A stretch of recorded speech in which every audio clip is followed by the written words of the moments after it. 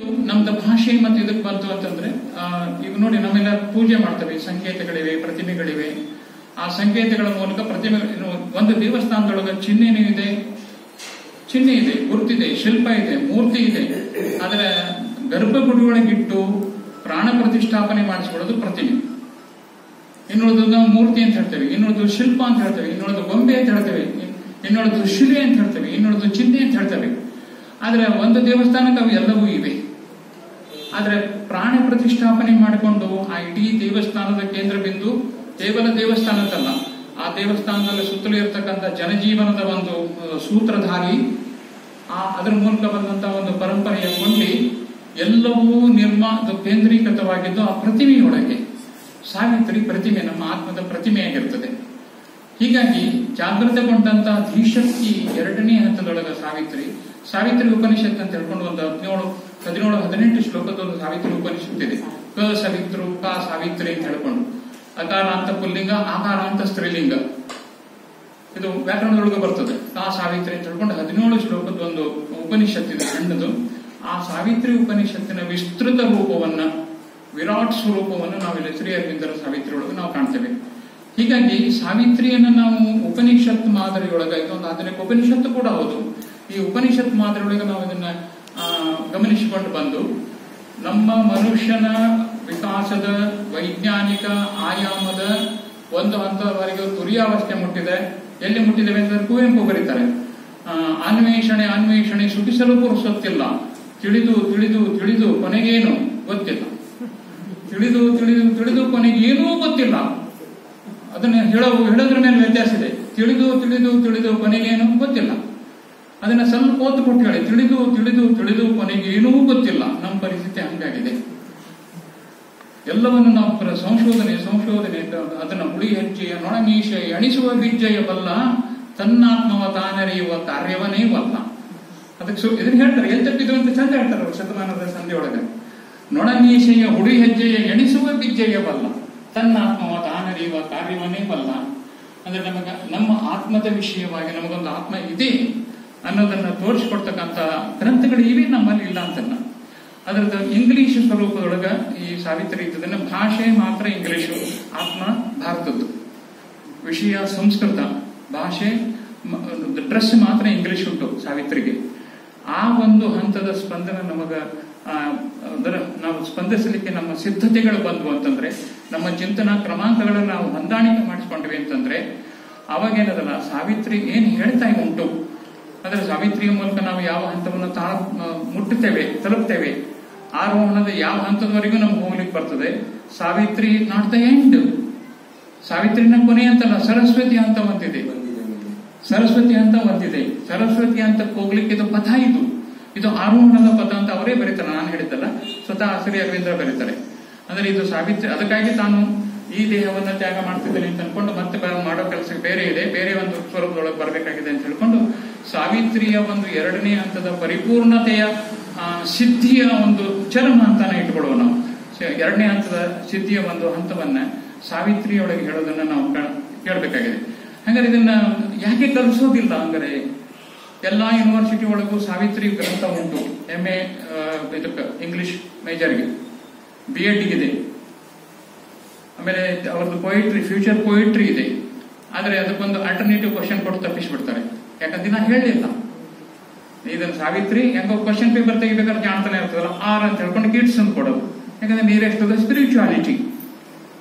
ಹೀಗಾಗಿ ಸಾವಿತ್ರಿ ಇವತ್ತಿವರೆಗೂ ಸಹಿತ ಚಿಂತನಾ ವಿಧಾನದೊಳಗಾಗ್ಲಿ, ಅಥವಾ ಎರಡನೇದು ಇಂಗ್ಲಿಷ್ನಲ್ಲಿ ಯಾಕೆ ದೂರ ಉಳಿತು ಅಂದ್ರೆ ಇವರು ಪುನರ್ಜನ್ಮ ಹೇಳ್ತಾರೆ. ನಮಗೂ ದೂರ ಉಳಿತು ಯಾಕಂದ್ರೆ ಅದು ಇಂಗ್ಲಿಷ್ನೊಳಗಿದೆ.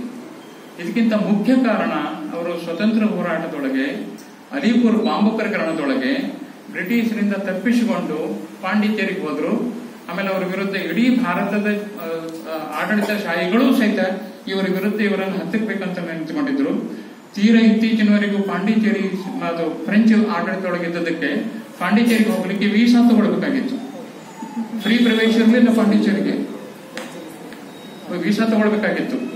ಹೀಗಾಗಿ ಶ್ರೀ ಅರವಿಂದ್ರ ಹೇಳಿದಂತ ಕೃತಿಗಳನ್ನ ಸಾಂಸ್ಕೃತಿಕವಾಗಿ, ಭೌತಿಕವಾಗಿ, ರಾಜಕೀಯವಾಗಿ ಎಲ್ಲೆಲ್ಲಿ ಸಾಧ್ಯತೆಯೋ ಅಲ್ಲಿ ಎಲ್ಲ ಕಡೆಗೂ ಅದುಮಿಡ್ತಕ್ಕಂಥ ಪ್ರಕ್ರಿಯೆ ನಡೀತಾ ಇದ್ರೆ ಇವತ್ತು ಇಡೀ ಜಗತ್ತು ಇಡೀ ಜಗತ್ತು ಒಪ್ಪಿಕೊಳ್ತಾ ಇದೆ ಶ್ರೀ ಅರವಿಂದರು ಮಹತ್ವ, ಶ್ರೀ ಅರವಿಂದರ ಕೊಡುಗೆ ಏನು. ಶ್ರೀ ಅರವಿಂದರು ಹೇಳ್ತಾ ಇರ್ತಕ್ಕಂಥ ವಿಜ್ಞಾನದ ಸ್ವರೂಪ ಏನು, ನಾಸ್ಟಿಕ್ ಬೀಯಿಂಗ್ ಅಂತ ಹೇಳ್ತಾರೆ. ಈ ನಮ್ದು ವಿಜ್ಞಾನ, ಈಗ ನಾವು ಶಾಲೆ ಒಳಗೆ ಕಲ್ತಕ್ಕಂಥ ವಿಜ್ಞಾನ ನಾಸ್ಟಿಕ್ ಬೀಯಿಂಗ್ ಅಂದ್ರೆ ಈ ಫೋಟಾನ್ ಅಂತ ಹೇಳ್ಕೊಂಡು ಸೂರ್ಯನಿಂದಲೇ ಇಡೀ ಜಗತ್ತು. ನಮ್ದು ಉಪನಿಷತ್ತೊಳಗೆ ಐತಿರೋಪನಿಷತ್ತಿನೊಳಗೆ ನನ್ನ ಆತ್ಮ ಸೂರ್ಯನ ಆತ್ಮ ಅಂತ ಒಂದೇ ಇದೆ.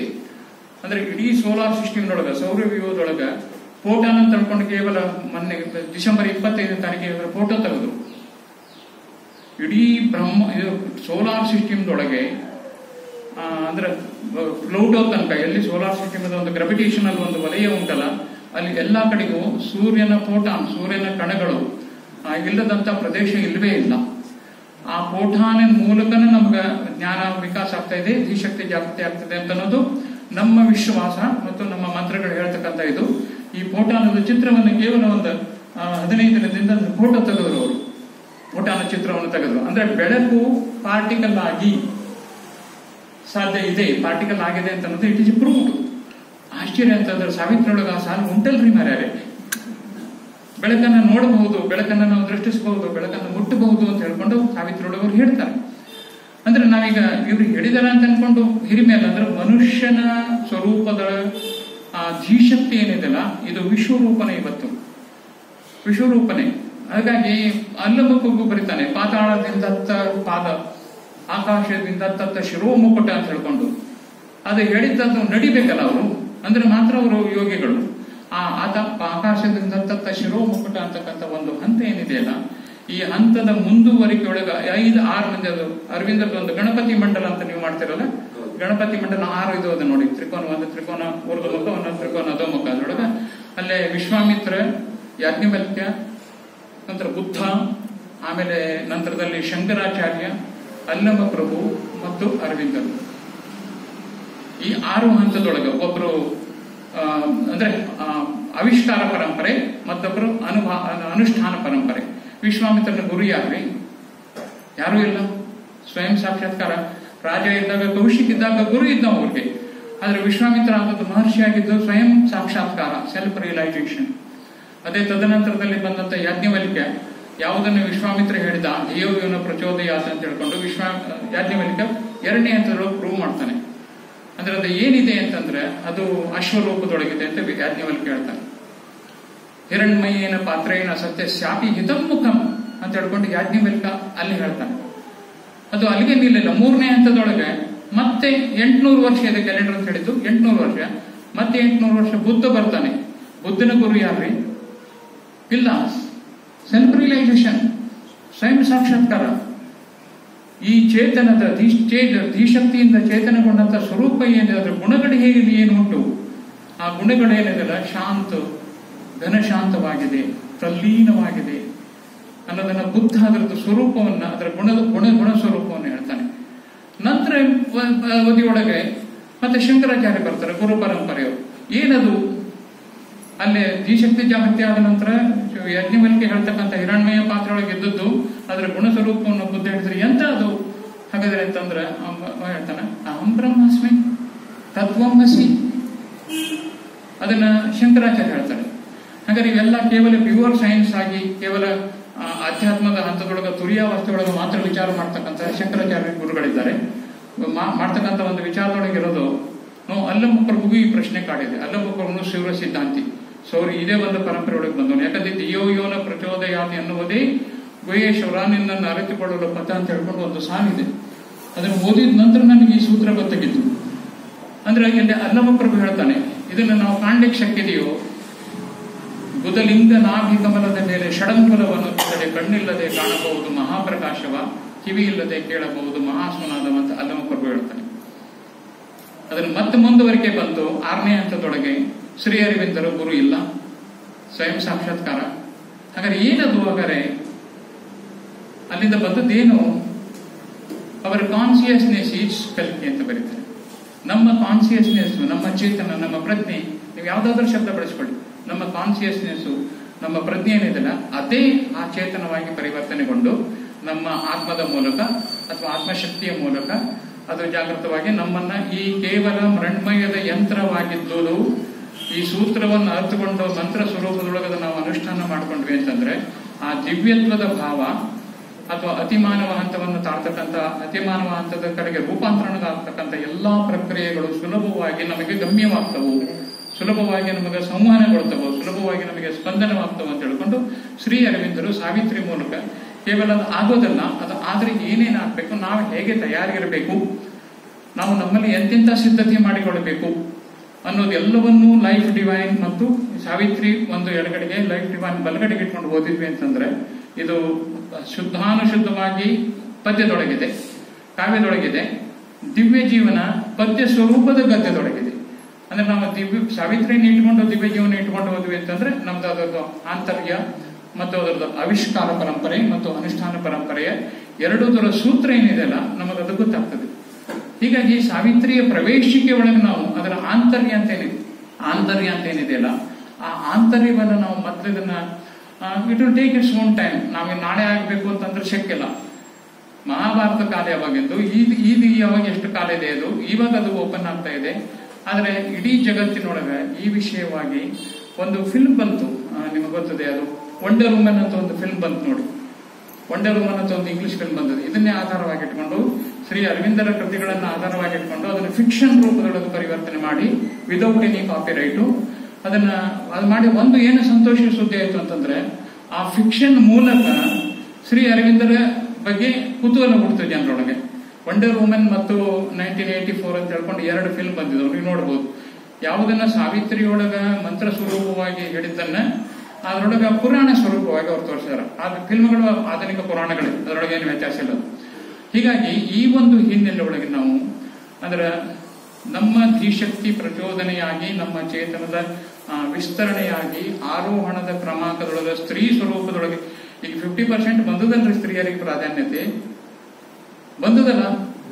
ಕಲಿಯುಗದೊಳಗೆ 75-25 ಇತ್ತು, ಪುರುಷರಿಗೆ 75, ಮಹಾಭಾರತದೊಳಗೆ 75-25 ಇತ್ತು. ಕಲಿಯುಗದೊಳಗೆ ಮತ್ತು ಈಕ್ವಲ್ ಇತ್ತಲ್ಲೇ. ಆದ್ರೆ ಈಗೇನದಲ್ಲ 50-50 ಬರ್ತಾ ಇದೆ. ನೀವು 35 ಕೇಳ್ತಾ ಇದ್ರಿ ಮೇಲೆ 50-50 ಬಂದ್ಬಿಟ್ಟಿದೆ ಈಗ. ಅದು ನೀವು ಯಾಕೆ 30% ಅಲ್ಲಲ್ಲ ಹೇಳಿದ ವಿಷಯಗಳಿದೆ. ಲೌಕಿಕವಾಗಿ ನಡೆದಂತ ಹೇಳ್ತಿದ್ದೆ ನೀವಲ್ಲ, ಲೌಕಿಕವಾಗಿ ನಡೆದಂತ ಹೇಳ್ತೇನೆ. ಅಂದ್ರೆ ಪ್ರತಿಯೊಂದು ಸಹಿತ ಈಗ ಎಲ್ಲ ಕಡೆಗೂ ಸ್ತ್ರೀ ಪ್ರಾಧಾನ್ಯತೆ ಅಂತ ಅನ್ನೋದಕ್ಕಿಂತ this is the time, this is the period, this must be happen, ಆಗಲೇಬೇಕಾಗಿತ್ತು. ಯಾಕಂದ್ರೆ ಈಗ ಆರೋಹಣ ಕ್ರಮದೊಳಗೆ ನಾವು ನೋಡಿ ಮದುವೆ ಮಾಡ್ಕೊಳ್ಳಿಲ್ಲ ಮನುಷ್ಯರೇ ಅಲ್ಲ, ಮನುಷ್ಯನ ಕೂಡಿಲ್ಲ ಅಂತಾನೆ ಅನ್ಸ್ಕೊತೀವಿ ನಾವು. ಮದುವೆ ಮಾಡ್ಕೊಂಡು ಶಿವನಿಗೂ ಸಹಿತ ಅದೇ ಅದಲ್ಲ, ಚಿತಾಭಸ್ಮಾಲೇಪೋ ಗರಲಮಶ ನಮ್ ದಿಕ್ಪಟದರೋ, ಬೂದಿ ಪಡ್ಕೊಂಡಿದೀಯಾ, ದಿಗಂಬರನಾಗಿದೀಯಾ, ದಿಕ್ಪಟದರೋ, ಜಟಾಧಾರಿ, ಕೂದಲು ಬಿಟ್ಕೊಂಡು ಅಡ್ಡಾಡ್ತೀಯ, ಭುಜಗಪತಿ ಹಾರಿ, ಪಶುಪತಿ, ಕಪಾಲಿ, ಭೂತೇಶ, ಆದರೂ ಸಹಿತ ಜಗತ್ತು ಜಗದೀಶೈಕ ಪದವೀಂ ಭಜತಿ ಜಗದೀಶೈಕ ಪದವೀಂ ಭವಾನಿ ತತ್ ಪಾಣಿಗ್ರಹಣ ಪರಿಪಾಟಿ ಫಲಮೆದು. ಅಪ್ಪ ಪಾರ್ವತಿ ನಿನ್ ಕೈ ಹಿಡಿದಕ್ಕೆ ಪಾರ್ವತಿ ಗಂಡನು ನೀನು, ಹಂಗೆ ನಿನಗೆ ಕಿಮ್ಮತ್ತದೆ. ನಿನಗೆ ಬರೀ ಕಿಮ್ಮತ್ತು ನಿನಗೆಲ್ಲ, ನಿನಗೆ ಪಾರ್ವತಿ ಗಂಡ ಅಂತ ನಿನಗೆ ಕಿಮ್ಮತ್ತಿದೆ. ಪಾರ್ವತಿಮ್ಮನ ಗಂಡ ಅಂತಾನೆ ನಿನಗೆ ಕಿಮ್ಮತ್ ಕೊಡ್ತೇವೆ ನಾವು, ನೀನು ವೈಯಕ್ತಿಕವಾಗಿ ನಿನಗೆ ಕಿಮ್ಮತ್ ಕೊಡೋದಿಲ್ಲ ಅಂತ ಅನ್ಕೊಂಡು ಸ್ತ್ರೀ ಪ್ರಾಧಾನ್ಯತೆ ಒಳಗೆ ಒಂದಾನೊಂದು ಕಾಲಕ್ಕೆ ಇತ್ತು ನಮ್ಮಲ್ಲಿ.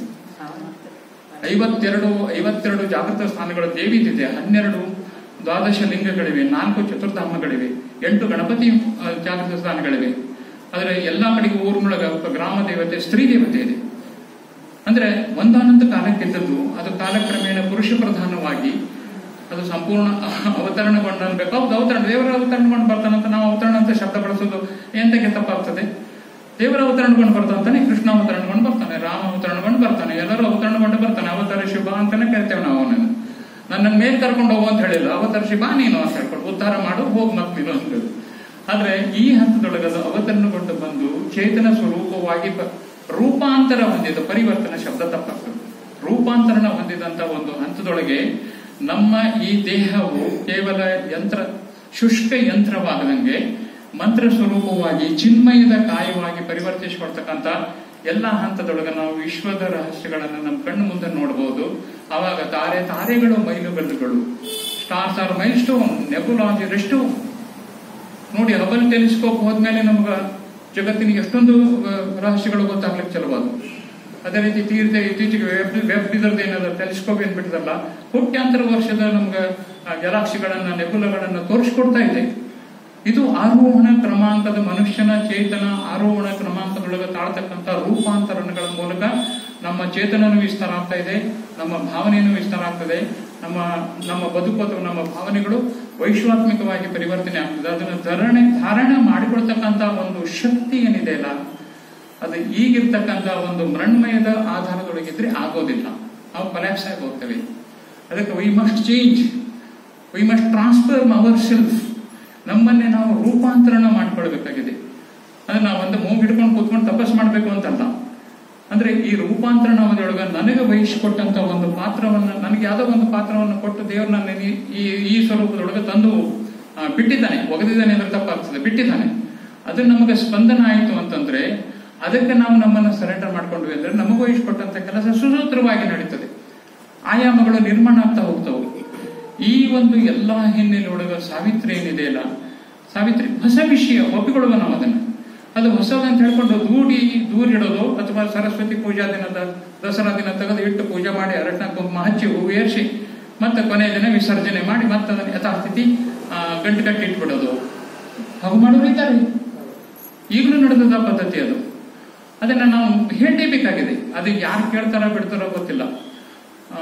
ಮೌನವಾಗಿರೋದು ಮೌನಕ್ಕಿಂತ ಶ್ರೇಷ್ಠ ಆಗೋದು ಯಾವಾಗ ಅಂತಂದ್ರೆ ನಾವು ಮತ್ತೊಬ್ಬರಿಗೆ ಹೇಳಲೇಬೇಕಾದಂತ ಅನಿವಾರ್ಯವಾಗಿ ಇದ್ದಾಗ ಶಬ್ದಗಳು ಉಪಯೋಗಕ್ಕೆ ಬರ್ತಾ ಹೋಗ್ತವೆ. ಹೇಳಲೇಬೇಕಾಗ್ತದೆ ಅವಾಗ.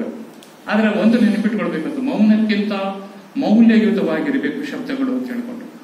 ಮೌನಕ್ಕಿಂತ ಮೌಲ್ಯಯುತವಾದಂತಹ ಶಬ್ದಗಳು ನಮಗೆ ಹೇಳಲಿಕ್ಕೆ ಸಾಧ್ಯ ಆಗ್ಬೇಕು ಅಂತಂದ್ರೆ ಈ ನಮ್ಮ ಮೂಲಕ ಅಥವಾ ಈ ದೇಹದ ಮೂಲಕ ಅಥವಾ ನಮ್ಮ ಈ ಒಂದು ಶರೀರದ ವ್ಯವಸ್ಥೆಯ ಮೂಲಕ ನಮ್ಮಲ್ಲಿ ಸ್ಥಿತವಾಗಿರ್ತಕ್ಕಂಥ ಆತ್ಮ ಪರಮಾತ್ಮನಿಂದ ಅಥವಾ ಸೂರ್ಯನಿಂದ ಅಥವಾ ಜ್ಞಾನದಿಂದ ಅಥವಾ ವಿಶ್ವದಿಂದ ಬಂದಿದೆ ಅಂತ ಅನ್ಕೊಂಡು ಸಂಪೂರ್ಣ ಮನದಟ್ಟು ಮಾಡಿಕೊಂಡಿವೆ ಅಂತಂದ್ರೆ ಅವಾಗ ನಾನೇನದಲ್ಲ ಅದು ಹೇಳಿದಂಗೆ ನಾನು ಕೇಳಬೇಕು, ನಾ ಹೇಳಿದಂಗೆ ನಾ ಕೇಳೋದಲ್ಲ ಅಂತ ಅನ್ಕೊಂಡು ನಮಗ ಅರಿವಾತು ಅಂತಂದ್ರೆ ಅವಾಗ ಇವೇನದ ನಮ್ ಕಣ್ಣಿದ್ರಿಗೆ ಕಾಣಿಸ್ತವ್ರಿ. ಇವು ನಾವು ಒಪ್ಪಿಸ್ಕೊಂಡ್ವಿ ಅಂತಂದ್ರೆ ನಮ್ ಕಣ್ಣಿದ್ರಿಗೆ ಇವೇನು ಕಾಣಿಸ್ತಾವ ಅಂದ್ರೆ ಸಹಜವಾಗಿ ನಂತರದಲ್ಲಿ ಅದನ್ನ ಹೇಳಿದ್ವಲ್ಲ, ನಾವು ಒಪ್ಪಿಸ್ಕೊಂಡ್ರೆ ಮುಗಿದೋದು. ಅವು ಸ್ಪಷ್ಟವಾಗಿ ಕಾಣಿಸ್ತದ, ಶಬ್ದಗಳು ನಮಗೆ ಕಾಣಿಸ್ತವು. ಶಬ್ದವನ್ನು ನೋಡ್ಬೋದು, ಶಬ್ದವನ್ನು ರುಚಿ ಕಾಣಬಹುದು, ಶಬ್ದವನ್ನು ಸ್ಪರ್ಶಿಸಬಹುದು. ಎಲ್ಲಾ ಗುಣಗಳು ಇವೆ ಶಬ್ದಕ್ಕೆ. ಆ ಒಂದು ಹಂತದ ಶಬ್ದ ಮಂತ್ರ ಸ್ವರೂಪ ಆಗಿರ್ತದೆ. ಆ ಮಂತ್ರ ಕಾಲಾತೀತವಾಗಿರ್ತದೆ. ಆ ಮಂತ್ರ ಕಾಲಾತೀತವಾದಂತ ಮಂತ್ರ ವಿಶ್ವ ರಹಸ್ಯವನ್ನೇ ಹೇಳ್ತದೆ. ಆ ವಿಶ್ವ ರಹಸ್ಯ ಏನು ಅನ್ನೋದನ್ನ ಅದು ಇನ್ನು ಯಾವ ಕಾಲ ಬರ್ತದೋ ಗೊತ್ತಿಲ್ಲ. ಮನುಷ್ಯ ಅರ್ಥಪಡಿದ ಪ್ರಯತ್ನ ಪಟ್ಟು ಇಲ್ಲಿ ತನಕ ಬಂದಿದ್ದಾನೆ. ಅದು ಮುಂದೆ ಅದು ಸಂಪೂರ್ಣವಾಗಿ ವಿಶ್ವ ರಹಸ್ಯ ಮತ್ತು ಮಾನವನ ಒಂದು ಗುರಿ ಅಥವಾ ಮಾನವನ ಪ್ರಯತ್ನದ ಅಂತಿಮ ಹಂತ ಕೂಡಿದರೆ ಸರಸ್ವತಿ ಆಗ್ತದೆಯೋ ಅಂತ ಹೇಳ್ಕೊಂಡು ಒಂದು ಊಹೆ ಇದೆ. ಹೀಗಾಗಿ ಈ ಒಂದು ಹಿನ್ನೋಳ ಸಾವಿತ್ರಿ ಗಾಯತ್ರಿ ನಂತರದ ಅವಧಿಯೊಳಗ ಈಗ ಮಕ್ಕಳೆಲ್ಲ ಕೇಳ್ತಾರೆ, ಯಾಕೆ ಗಾಯತ್ರಿ ಜಪ ಪಠಿಸ್ಬೇಕು? ನಾವು ಏನು ಉತ್ತರ ಕೊಡಬೇಕು ಗೊತ್ತಿಲ್ಲ. ಹೌದಲ್ಲ, ನಮ್ಗೆ ಅಪ್ಪ ಅಮ್ಮ ಹೇಳ್ಬೇಕಾದ್ರೆ ಅವ್ರು ಹೇಳದೆ ಇರಲಿ ನಾವು ಮಾಡ್ತಿದ್ವಿ. ಈಗ ನನ್ನ ಮಗನಿಗೆ ನೀ ಗಾಯತ್ರಿ ಮಂತ್ರ ಯಾಕೆ ಹೇಳ್ಬೇಕು ಅಂತ ಕೇಳಿದ್ರೆ ನಾವು ತಡಪಡಿಸ್ತೇವೆ, ಯಾಕೆ ಹೇಳ್ಬೇಕು ಅದನ್ನ ಅಂತ ಅನ್ಕೊಂಡು.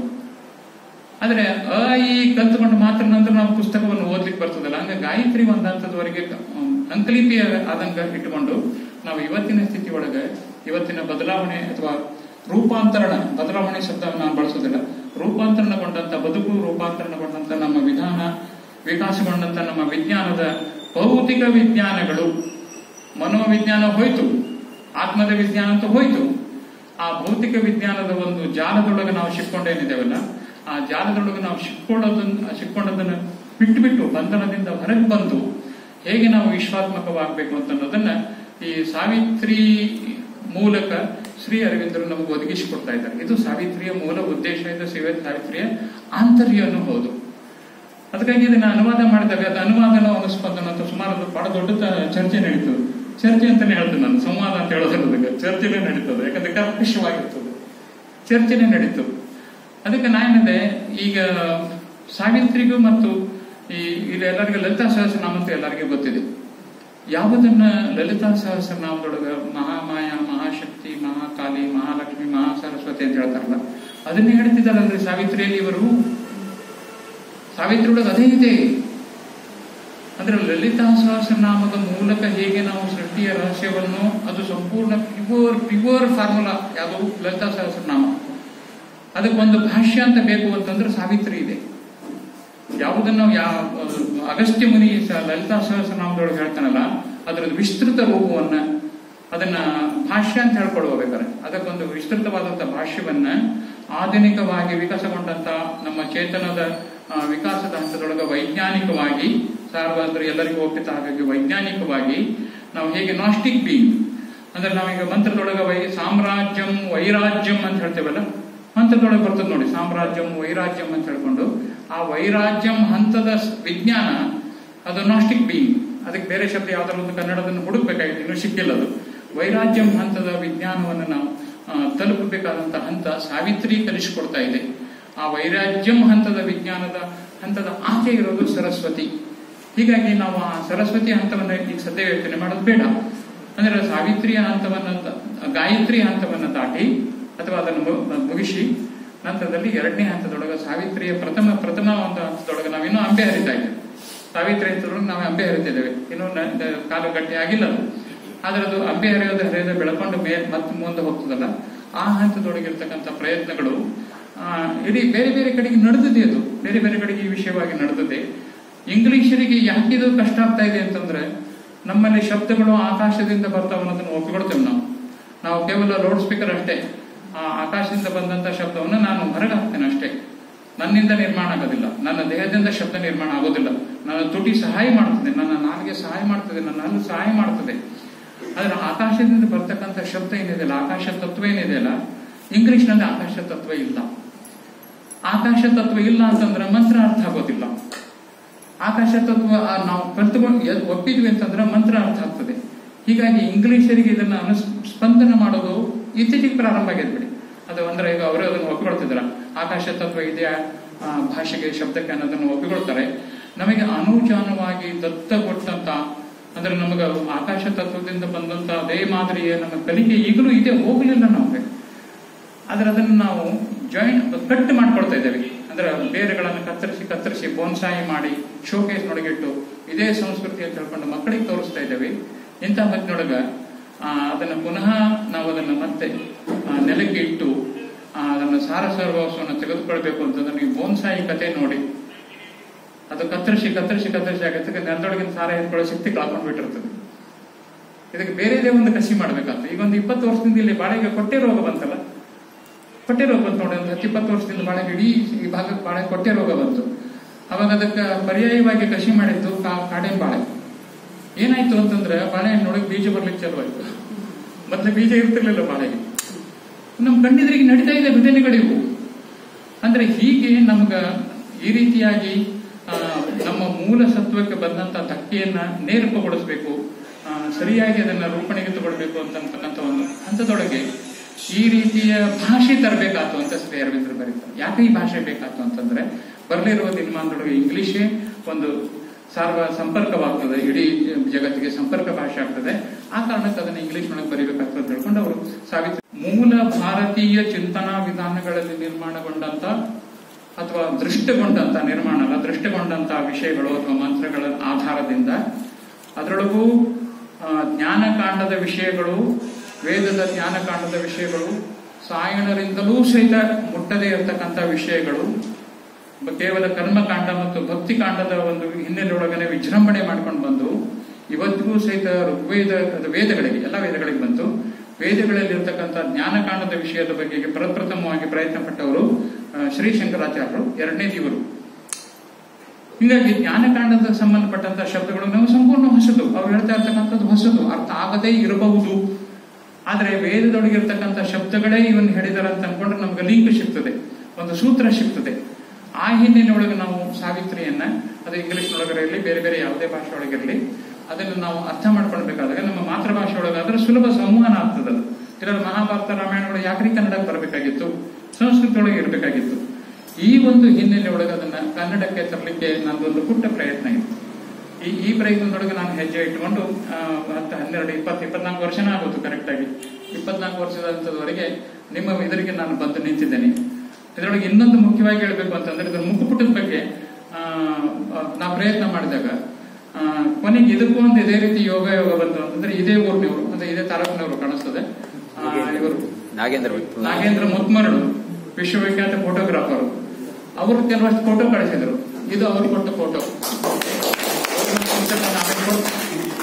ಅಂದ್ರೆ ಎಲ್ಲೆಲ್ಲೋ ಒಂದಿರ್ತಕ್ಕಂಥ ಒಂದು ನಿಯತಿ ಏನಿದೆಯಲ್ಲ, ಅದು ತಾನಾಗಿ ಎಷ್ಟು ಅಂದ್ರೆ ಬಹಳ ಇದ್ರದ್ದು ಇಂಪ್ರೆಷನ್ ಬಂದದ್ದು ಪುಸ್ತಕದ ಬಗ್ಗೆ ಮತ್ತು ಟೈಟಲ್ ಬಗ್ಗೆ ಹೀಗಾಗಿ ನಾವು ಹುಡುಕ್ತಾ ಹೋದ್ರೆ ಹುಡುಕಿದ್ರೆ ಸಿಗ್ತದಂತ ಒಂದು ಮಾತಿದೆ, ಯಾವಾಗಲೂ ಗಾದೆ ಮಾತಿದೆ, ಹುಡುಕಿದ್ರೆ ಸಿಗ್ತದಂತೆ. ಹಂಗೆ ಹುಡುಕಿದ್ರೆ ಸಿಗ್ತದಂತ ಅನ್ಕೊಂಡು ನನಗೆ ಅಚ್ಚು ಒತ್ತಿದ್ದು ನಮ್ಮ ತಾಯಿ. ಹುಡುಕು ಸಿಗ್ತದೆ ಅಂತ ಹೇಳ್ಕೊಂಡು ಎರಡೇ ಶಬ್ದ, ಹುಡುಕು ಸಿಗ್ತದೆ, ಹುಡುಕಿದ್ರೆ ಸಿಗ್ತದೆ. ಹುಡುಕು ಸಿಗ್ತದೆ ಕ್ರಿಯಾಪ್ರವೃತ್ತ, ಹುಡುಕಿದ್ರೆ ಸಿಗ್ತದೆ ನಿಖರವಾದಂತ ಸ್ಟೇಟ್ಮೆಂಟ್ ಅದು. ಹೀಗಾಗಿ ಈ ಒಂದು ಹುಡುಕು ಮತ್ತು ಸಿಗುವಿಕೆ ಏನಿದೆಯಲ್ಲ, ಆ ಸಿಗುವ ನಾನೇನು ಹುಡುಕ್ತಾ ಇದ್ದೇನೆ, ಸಿಕ್ಕಿಲ್ಲ ನನಗೆ. ಏನು ಸಿಕ್ಕುತ್ತೋ ಗೊತ್ತಿಲ್ಲ, ನಾನು ಸಿಕ್ಕುತ್ತೆ ಏನು ಅನ್ನೋದು ನನಗೆ ಗೊತ್ತಿಲ್ಲ. ಈ ಒಂದು ಹಿನ್ನೆಲೆಯೊಳಗೆ ಸಾವಿತ್ರಿಯ ಬಗ್ಗೆ ಇಲ್ಲಿ ಹಿಂದೊಮ್ಮೆ ಮಾತನಾಡಿದ್ದೇನೆ ನಾನು. ಸಾವಿತ್ರಿ ಬಗ್ಗೆ ಹಿಂದೊಮ್ಮೆ ಇಲ್ಲಿ ಮಾತಾಡಿದ್ದೇನೆ ಬೇರೆ ಆಯಾಮದೊಳಗೆ. ಇವತ್ತಿಂದ ಬೇರೆ ಆಯಾಮ ಅದು. ಅಂದ್ರೆ ಇದಕ್ಕೆ ಎಷ್ಟು ಆಯಾಮಗಳವೆ ಗೊತ್ತಿಲ್ಲ ನಮಗದು. ಅಂದ್ರೆ ಪ್ರತಿ ಹಂತದೊಳಗೂ ನಮ್ಮ ಜ್ಞಾನ ವಿಕಾಸ ಆದ ಹಾಗೆ ನಮ್ಮ ಜ್ಞಾನ ವಿಕಾಸವಾದಾಗ ಅದು ಆಯಾಮಗಳನ್ನು ಬೇರೆ ಬೇರೆ ಸ್ವರೂಪದೊಳಗೆ ಕೊಡ್ತಾನೆ ಹೋಗ್ತದೆ. ಆ ಒಂದು ಹಿನ್ನೆಲೆಯೊಳಗೆ ನಾವು ಸಾವಿತ್ರಿಯನ್ನ ಸಹಜವಾಗಿ ಸುಲಭದಲ್ಲಿ ಕನ್ನಡದಲ್ಲಿ ಅನುಸ್ಪಂದ ಮಾಡಲಿಕ್ಕೆ ಸಾಧ್ಯ ಆಗ್ತದೆ ಅಂತ ಅನ್ಕೊಂಡು ಪ್ರಯತ್ನ ಪಟ್ಕೊಂಡು ನಾನು ಅದನ್ನ ಬರೀಲಿಕ್ಕೆ ನನ್ನನ್ನೇ ನಾನು ಅರ್ಪಿಸಿಕೊಂಡೆ. ಒಂದು ಕವನ ಓದಿದಲ್ಲ ಅದು, ನಿನ್ನ ಉಪಕರಣವಾಗಿ ಬಳಸು ಅಂತ ಹೇಳ್ಕೊಂಡು ನನ್ನನ್ನು ಅರ್ಪಿಸಿಕೊಂಡು ನಾನು ಈ ಹಂತಕ್ಕೆ ನಿಮ್ಮೆದುರಿಗೆ ಬಂದು ನಿಂತಿದ್ದೇನೆ. ಹೀಗಾಗಿ ಈ ಸಾವಿತ್ರಿ ಬಗೆಗೆ ನಂತರ ನಾವು ಏನ್ ಮಾಡ್ಬೇಕಂದ್ರೆ ಹೇಗೆ ಬದುಕಬೇಕು ಅಂತ ಅನ್ನೋದನ್ನ ಶಂಕರಾಚಾರ್ಯ ಸೌಂದರ್ಯದೊಳಗೆ ಒಂದು ಕೊನೆಯ ಶಬ್ದದೊಳಗೆ ಹೇಳ್ತಾರೆ. ಪ್ರದೀಪ ಜ್ವಾಲಾಭಿರ್ದಿವಸಕರ ನೀರಾಜನ ವಿಧೀಹಿ ಸುಧಾ ಸೂತೇಶ್ಚಂದ್ರೋಪರ ಜಲರ ವೈರಧ್ಯ ರಚನಾ ದಿನಕರನ ದಿವ್ಯ ಕಿರಣಗಳ ಜ್ವಾಲೆ ಆರತಿಯ ಅವಗೆ ಇತ್ತು. ಸುಧೆಯ ಜಲವೀವ ಚಂದ್ರ ಸೆರೆಯಿಂದ ಚಂದ್ರನಿಗೆ ಅರ್ಘ್ಯವಿತ್ತು. ಅದರ ಸೂರ್ಯನಿಂದ ನಮಗೆ ಬೆಂಕಿ, ಶಾಖ, ಬೆಳಕು ಎಲ್ಲ ಸಿಗ್ತದೆ. ಅದನ್ನ ನಾವು ನೀರಾಜನ ಮಾಡ್ತೇವೆ, ಅವನಿಗೆ ಆರತಿ ಮಾಡ್ತೇವೆ. ಸೂರ್ಯನಿಂದ ಬರುವ ಅಗ್ನಿಯನ್ನ ಬಿಗ್ನಿ ಮಾಡಿ ನೀರಾಜನ ಮಾಡಿ, ಅದನ್ನ ಬಳ್ಳಿ ಇಡೋದಿಲ್ಲ, ನೀರಾಜನ ಮಾಡಿ ಅವನಿಗೆ ನಾವು ಆರತಿ ಮಾಡ್ತೇವೆ. ಅದೇ ರೀತಿ ಚಂದ್ರಶಿಲೆಯಿಂದ ಉದದಿಯಿಂದ ಬದ್ದಿರುವ ಉದಕವನ್ನೇ ತರ್ಪಣತೆ ಅರ್ಪಿಸುತ್ತಾ ಸಮುದ್ರದಿಂದ ನಮಗೆ ಜಲ ಸಿಗ್ತದೆ, ಅದನ್ನೇ ತಗೊಂಡು ಅದಕ್ಕೆ ತರ್ಪಣ ಕೊಡ್ತೇವೆ. ಅದೇ ರೀತಿ ಜನನಿ ನಿನ್ನ ನುತಿಸುತ್ತಿಗೆ ನೀಡುತ್ತಿರಿ ನಿನಗೆ ವಾಣಿ ಚಿತ್ತ. ಅದು ನಮಗೆ ಪ್ರಕೃತಿ ಎಲ್ಲವನ್ನೂ ನಮಗೆ ಕೊಟ್ಟದೆ. ಪ್ರಕೃತಿಗೆ ನಾವು ಏನು ಕೊಡಬೇಕು ಅಂತಂದ್ರೆ ಪ್ರಕೃತಿ ಕೊಟ್ಟದ್ದನ್ನೇ ವಿರೂಪಗೊಳಿಸದ ಹಾಗೆ ಕೊಡಬೇಕಾದದ್ದು ಧರ್ಮ. ಏನಿಲ್ಲದಲ್ಲ ಪ್ರಕೃತಿ ಏನು ಕೊಟ್ಟದನ್ನು ವಾಪಸ್ ಕೊಡಿ. ಅದನ್ನು ವಿರೂಪಗೊಳಿಸ್ತಕ್ಕಂಥ ಯಾವುದೇ ಹಕ್ಕು ಮನುಷ್ಯನಿಗೆ ಇಲ್ಲ. ಅಂದ್ರೆ ಪ್ರಕೃತಿ ಕೊಟ್ಟದನ್ನೇ ಪ್ರಕೃತಿಗೆ ಸಮರ್ಪಣೆ ಮಾಡೋದೇನಿದೆಯಲ್ಲ, ಸಂಪೂರ್ಣ ಸಮರ್ಪಣೆ ಆದಾಗ ಪ್ರಕೃತಿ ಕೊಟ್ಟದನ್ನ ಪ್ರಕೃತಿಗೆ ಕೊಟ್ಟದ ದಿನಕರನ ದಿವ್ಯ ಕಿರಣಗಳ ಜ್ವಾಲೆ ಆರತಿ ಮಾಡ್ಲಿಕ್ಕೆ ಆಗ್ತದೆ. ಹಾಗೆ ಜನನಿ ನಿನ್ನ ನೋದಿಸುತ್ತಿಗೆ ನೀಡುತ್ತಿರೆ ನೀ ನನಗೆ ವಾಣಿ ಚಿತ್ತ. ಅಂದ್ರೆ ನನಗೆ ಚಿತ್ತವನ್ನು ಕೊಡು, ಶಬ್ದವನ್ನು ಕೊಡು, ವಾಣಿಯನ್ನು ಕೊಡು. ಅದೇ ಚಿತ್ತ ಅದೇ ವಾಣಿಯನ್ನು ತೆಗೆದುಕೊಂಡು ನಿನ್ನನ್ನು ನುತಿಸ್ತೇನೆ ಅಂತ ಹೇಳ್ಕೊಂಡು ಶಂಕರಾಚಾರ್ಯರು ಸೌಂದರ್ಯರು ಕೊನೆಯ ಶ್ಲೋಕದಲ್ಲಿ ಬರೀತಾರೆ. ಸಾವಿತ್ರಿ ಅದನ್ನೇ ಹೇಳ್ತಾ ಇದೆ, ಏನು ವಿಜ್ಞಾನ ಕೊಡ್ಲಿಕ್ಕುಂಟೋ, ಏನು ಬದುಕು ನಮಗೆ ಕೊಟ್ಟದ್ದುಂಟೋ, ಕೊಟ್ಟದ್ದನ್ನು ನಾವು ಉಳಿಸಿಕೊಂಡದ್ದು ಉಂಟು, ಕೊಟ್ಟದ್ದುಂಟು ಎಲ್ಲವೂ ಹೋಗಿದೆ. ಕೊಟ್ಟದ್ರಲ್ಲಿ ಎಷ್ಟನ್ನ ನಾವು ಉಳಿಸಿಕೊಂಡದ್ದು ಉಂಟು, ಅದನ್ನ ಮತ್ತೆ ನಾವು ರೂಪಾಂತರಣಗೊಳಿಸಿಕೊಂಡು ಆರೋಹಣ ಪ್ರಕ್ರಿಯೆಯೊಳಗೆ ಗುರುತ್ವಾಕರ್ಷಣ ಶಕ್ತಿಯನ್ನು ಮೀರಿ ಹೋಗ್ಲಿಕ್ಕೆ ಭೌತಶಾಸ್ತ್ರದ ಪ್ರಾಧ್ಯಾಪಕರಿಗೆ ಗೊತ್ತದೆ ಎಷ್ಟು ಶಕ್ತಿ ಬೇಕಾಗ್ತದೆ ಅಂತ ಹೇಳ್ಕೊಂಡು. ಅದೇ ರೀತಿ ಕುಂಡಲಿನಿ ಒಳಗಿದ್ದಂತಹ ಶಕ್ತಿಯನ್ನು ಜಾಗರಣ ಮಾಡ್ಕೊಳ್ಳಿಕ್ಕೆ ಎಷ್ಟೊಂದು ದೊಡ್ಡ ಸಾಹಸ ಪಡಬೇಕಾಗ್ತದೆ ಅನ್ನೋದು ಯೋಗ ಪಟ್ಟುಗಳಿಗೆ ಗೊತ್ತಿದೆ. ಅಂದ್ರೆ ಆ ಒಂದು ಹಂತದೊಳಗೆ ಸಾಧನೆಗೆ ಸರಿಯಾದ ಸೂಕ್ತವನ್ನ, ಸರಿಯಾದ ಒಂದು ಪಥವನ್ನ ಸಾವಿತ್ರಿ ಹೇಳ್ತಾ ಇದೆ. ಇದು ಹೊಸದು, ಹೌದು, ಖಂಡಿತವಾಗಿ ಒಪ್ಕೊಳ್ಳೋಣ. ಇದನ್ನು ನಾವು ಮಕ್ಕಳಿಗೆ ಅಂದ್ರೆ ಪೂರ್ವಭಾವಿಯಾಗಿ ಗಾಯತ್ರಿ ಹಂತದಲ್ಲಿದ್ದದ್ದು ಎರಡನೇ ಹಂತದೊಳಗ ರೂಪಾಂತರಣದಲ್ಲಿ ಅಥವಾ ವಿಕಾಸದ ಎರಡನೇ ಹಂತದೊಳಗ ಪರಿಪೂರ್ಣತೆಯ ಪಥದಲ್ಲಿ ಪರಿಪೂರ್ಣತೆ ಅಲ್ಲ, ಪರಿಪಕ್ವದ ಪಥದೆಡೆಗೆ ಸಾಕ್ತಕ್ಕಂಥ ಒಂದು ಎರಡನೇ ಹಂತದೊಳಗೆ ಸಾವಿತ್ರಿ ಇದೆ. ಈ ಒಂದು ಆಧಾರ ಭೂಮಿಕೆಯೊಳಗೆ ಸಾವಿತ್ರಿಯನ್ನು ನಾನಿದ್ದ 1ನೇ ಸಂಪುಟ ಪ್ರಕಟ ಆಗಿದೆ. ಇನ್ನೂ 6 ಸಂಪುಟಗಳು ಬರ್ಲಿಕ್ಕೆ ರೆಡಿ ಇದೆ, ಬರ್ಲಿಕ್ಕುಂಟು. ಅದರ ಮುದ್ರಣ ಸ್ವರೂಪದೊಳಗೆ ಅದು ಬರ್ಲಿಕ್ಕುಂಟು. ಅದು ಕಾಲ ನಿರ್ಣಯ ಮಾಡ್ಬೇಕು ಯಾವಾಗ ಬರ್ತದೆ ಅಂತ ಹೇಳ್ಕೊಂಡು. ಈ ಒಂದು ಹಿನ್ನೆಲೆಯೊಳಗೆ ಇಲ್ಲಿ ಹಂಚಿಕೊಳ್ಳಿಕ್ಕೆ ಅಥವಾ ಪ್ರಶ್ನೆಗಳೇನಾದ್ರೂ ಇತ್ತಪ್ಪ ಅಂತಂದ್ರೆ ಮಾತಾಡಬಹುದೇನಂತ ಅನಿಸ್ತದೆ. ಈ ರೀತಿಯಾಗಿ ಇಲ್ಲಿ ಹಂಚಿಕೊಳ್ಳಿಕ್ಕೆ ಮತ್ತು ಈ ಕೃತಿಯನ್ನ ಮೊನ್ನೆ ಬನವಾಸಿ ಒಳಗೆ ಅದು ಬಿಡುಗಡೆ ಆಯಿತು. ಈ ಕೃತಿಯನ್ನು ಮತ್ತೆ ಈ ರೀತಿಯಾಗಿ 2ನೇ ಹಂತದೊಳಗೆ ಮೊನ್ನೆ ಕೇವಲ ಸಾಂಕೇತಿಕವಾಗಿ ತೊಟ್ಲಿಕ್ಕೆ ಹಾಕಿದ್ದಾರೆ. ಇಲ್ಲಿ ಅದಕ್ಕೆ ನಾಮಕರಣದ ಉತ್ಸವ ಆಗಿದೆ. ಮತ್ತೊಂದು ಸೋದರ ಮಾವನು ಬಂದಿದ್ದಾರೆ ಗುರುತಿಸಿಕೊಳ್ಳಿಕ್ಕೆ. ಯಾಕಂದ್ರೆ ಗೊತ್ತಾರ ನೋಡಿ ಸೋದರ ಮಾವನಿಗೆ, ಮತ್ತೊಬ್ಬ ಸೋದರ ಮಾವನು ಬಂದಿದ್ದಾನೆ ಗುರುತಿಸಿಕೊಳ್ಳಿಕ್ಕೆ. ಹೀಗಾಗಿ ಇದಕ್ಕೊಂದು ಧಾರ್ಮಿಕ ಮತ್ತು ಧಾರ್ಮಿಕನಕ್ಕಿಂತ ಆಧ್ಯಾತ್ಮಿಕ ಆಯಾಮದೊಳಗೆ ಇದು ಬಂದಿದೆ. ಈ ಫೋಟೋ ತೆಗೆದಂತ ಮುತ್ಮರಡ್ ಅವರು ಬಂದಿದ್ದಾರೆ. ಪ್ರಿಂಟರ್ ಒಬ್ಬರು ಬರಬೇಕಾಗಿತ್ತು, ಅವ್ರು ರಾಣೆಬೆನ್ನೂರಿಂದ ಬರ್ಲಿಕ್ಕೆ ಆಗ್ಲಿಲ್ಲ. ಹೀಗಾಗಿ ಮತ್ತೆ ಅದನ್ನು ಪ್ರಪ್ರಥಮವಾಗಿ ಮುದ್ರಿಸಿದಂತ ಹಾಸ್ಯಗಾರರು ಇದ್ದಾರೆ. ಇದಕ್ಕೆ ಅವಾಗ್ಲಿಂದನೂ ನನ್ನ ಗಮನಿಸಿ ಪ್ರೋತ್ಸಾಹತಕ್ಕಂಥ ರಾಜೀವ್ ಅಜ್ಜಿಗಳಿರ್ಬೋದು, ಕುತೂಹಲದಿಂದ ಪ್ರಶ್ನಿಸ್ತಕ್ಕಂಥ ಸುಬ್ರಾಯ ಮಂತಿಹಳ್ಳಿ, ಅತ್ಯಂತ ಮುಖ್ಯವಾಗಿ ಇಲ್ಲಿ ಸ್ಮರಿಸಬೇಕು ಅಂತಂದ್ರೆ ಇವರಿದ್ರು, ಕುಮಂದನ್ ಇದ್ರು, ಪ್ರೊಫೆಸರ್ ಕುಮಂದನ್, ಕೆಲವರಿಗೆ ಅದು ಗೊತ್ತಿರ್ಬೋದು. ಅಲ್ಲಿ ಪ್ರೋಗ್ರೆಸಿವ್ ಜೂನಿಯರ್ ಕಾಲೇಜ್ ಒಳಗಿದ್ರು. 1ನೇ ಸಾಲಿನಿಂದ ನನ್ನನ್ನು ಕಾಡಿಸಿದಾರ, ಅವರು ಕಾಡಿಸಿದಾರ ಶಬ್ದನ ಬಳಸ್ತಾರೆ ಅವರು. ಪ್ರತಿಯೊಂದು ಶಬ್ದಕ್ಕೂ ನನ್ನ ಹತ್ರ ತರ್ಕದಿಂದ ಮಾತಾಡ್ತಿದ್ರು ಅವರು. ಈಗ ಅವ್ರಿಗೆ ಪಾಪ ಆರೋಗ್ಯ ಸ್ವಲ್ಪ ಹೈಲಾಪಲ ಇದ್ದದಕ್ಕೆ ಬರ್ಲಿಕ್ಕಾಗ್ಲಿಲ್ಲ. ಹೀಗಾಗಿ ಪ್ರಾರಂಭದ ಹಂತದೊಳಗೆ ಏನದಲ್ಲ, ನನ್ನನ್ನು ಸಾಣೆ ಹಿಡಿಯುವವರು ಸುತ್ತಲೂ ಇದ್ರು. ನಾನು ಎಷ್ಟು ಆಯಾಮಗಳಲ್ಲಿ ಸಾಣೆ ಹಿಡಿಸ್ಕೊಂಡಿದ್ದೇನೋ ಗೊತ್ತಿಲ್ಲ, ತಾವೆಲ್ಲ ನಿರ್ಣಯ ಮಾಡಬೇಕು. ಇಷ್ಟು ನನ್ನ ಅನಿಸಿಕೆಗಳನ್ನು ಹಂಚಿಕೊಳ್ಳಿಕ್ಕೆ ಅವಕಾಶ ಮಾಡಿಕೊಟ್ಟಂತ ಗಾಯತ್ರಿಯವರಿಗೂ ಮತ್ತು ಮೌನದಲ್ಲಿಯೇ ಮೌನವಾಗಿ ಅರ್ಥಪೂರ್ಣವಾದಂಥ ಮೌನವನ್ನು ತಾಳಿಕೊಂಡಂತ ತಮ್ಮೆಲ್ಲರ ಸಹೃದಯತೆಗೂ ನಮಸ್ಕಾರ.